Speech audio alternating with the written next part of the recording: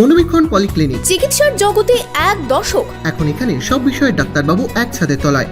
Phone করুন 7477799515 এই নম্বরে। ছাত্রদের খেলার মাঠ ফেরাতে এবার ময়দানে এসএফআই। বহরমপুর স্কুলের পড়ুয়াদের নিয়ে ফুটবল টুর্নামেন্টের আয়োজন এসএফআই এর। স্কুল কলেজের ক্যাম্পাস ছেড়ে এবার খেলার মাঠে নজর এসএফআই এর। ছাত্রছাত্রীদের মাঠমুখী করতে ফুটবল টুর্নামেন্ট এসএফআই এর। রবিবার ক্ষুদিরাম বসুর আত্মবলিদান দিবসে বহরমপুরে আন্তঃবিদ্যালয় ফুটবল টুর্নামেন্ট। এদিন এফইউসি মাঠে চলল বহরমপুরের বিভিন্ন স্কুলের ছাত্রছাত্রীদের নিয়ে ফুটবল টুর্নামেন্ট। এদিন বহরমপুর শহর ও শহর লাগোয়া 7টি স্কুলের ফুটবল দল অংশগ্রহণ করে খেলায়। মূলত ছাত্রছাত্রীদের পড়াশোনার পাশাপাশি শারীরিক বিকাশ ও মানসিক বিকাশের লক্ষ্যে এই উদ্যোগ বলে জানান এসএফআই নেতৃত্ব। এদিন টুর্নামেন্টকে ঘিরে পড়ুয়াদের উৎসাহ ছিল বেশ চোখে পড়ার মতো।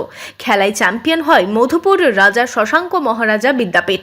এদিন ফাইনালে মুখোমুখি হয়েছিল মধুপুর রাজা শশাঙ্ক মহারাজা বিদ্যাপীঠ ও কৃষ্ণনাথ কলেজ স্কুল। 4-0 গোলে খেলায় বিজয়ী হয় রাজা শশাঙ্ক মহারাজা বিদ্যাপীঠ। বহরমপুর থেকে রামচন্দ্র বিশ্বাসের রিপোর্ট, ইমাজিন কমিউনিটি মিডিয়া।